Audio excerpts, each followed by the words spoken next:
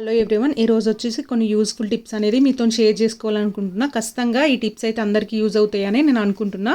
Video యూస్ఫుల్గా ఉంటే like చేయడం అయితే అస్సలు మర్చిపోద్దు.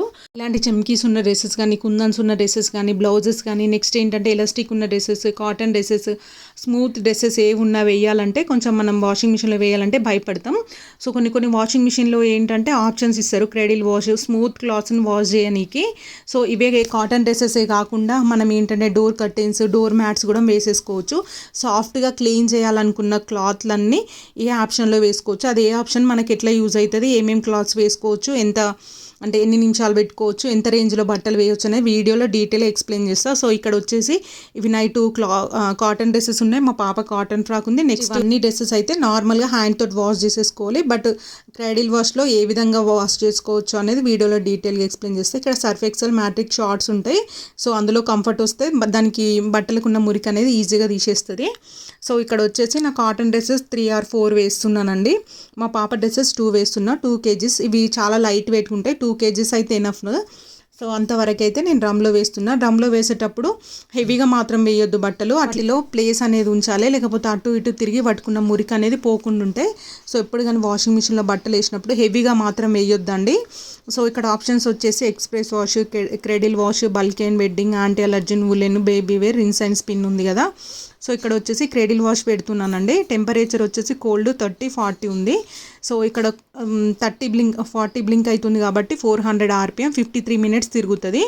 సో నెక్స్ట్ ఏంటంటే 30 and కోల్డ్ ఉంది కదా, నేను సెలెక్ట్ చేసేసుకుంటుంది ఇక్కడ. సో కోల్డ్ ఏంటంటే 400 RPM తోటి 42 minutes తిరుగుతుంది. సో ఇక్కడ ఏంటంటే అన్ని 2 kgs వరకే వేయచ్చు. 30 minutes ఏంటంటే 38 minutes వరకే మనకి డ్రమ్ అనేది మూవ్ అవుతుంది. ఇక్కడ మీకు అనిపిస్తుంది కదా 400 RPM. ఇది వాషింగ్ మిషన్ వచ్చేసి సెనేటర్ WXS 1400 RPM అండి. బట్ ఏంటంటే 400 RPM తోటి తిరుగుతుంది, అంటే మెల్లిగా తిరుగుతుంది వాషింగ్ మిషన్. మొత్తం హెవీగానైతే తిరగదు. అందులో ఉన్న క్లాత్స్ అయితే అస్సలు పాడు కావండి. సో ఇట్లాంటి ఆప్షన్లో మనం బట్టలు వేసుకోవడం వల్ల ఆఫీస్కి వెళ్ళే వాళ్ళకి కానీ, ఇంట్లో వర్క్ ఎక్కువ ఉన్న వాళ్ళకి, కొంచెం హెల్త్ బాగాలేని వాళ్ళకైతే ఇట్లాంటి ఆప్షన్స్ అనేవి ఖచ్చితంగా యూజ్ అవుతాయండి. మనం హ్యాండ్ తోటి వాష్ చేయలేని బయట వేరే వాళ్ళకి ఇచ్చి వాష్ చేయించుకోవడం దానికంటే మనం వాషింగ్ మిషన్లో ఉన్న ఆప్షన్స్ అన్నీ ఒకసారి చెక్ చేసేసుకొని, లేకపోతే మనకు డెమో బుక్ ఇస్తారు కదా, సో దాంట్లో మనం ఒకసారి చదివినా కూడా ఈజీగా అర్థమైపోతాయండి. అంటే ఏ ఆప్షన్కు ఏమేమి క్లాత్స్ వేయాలి, ఎన్ని కేజీస్ వరకు వేయాలి అనేది. సో నేనైతే ఈ క్రెడిల్ వాష్ నియర్గా 7 years నుంచి వాష్ అంటే యూజ్ చేస్తూనే ఉన్నా. మా పాప ఐటమ్స్, స్మూత్ ఐటమ్స్ ఏమైనా ఉన్నప్పుడు సో అందులో క్రెడిల్ వాష్లో వేసేసి వాష్ చేసుకునేదాన్ని.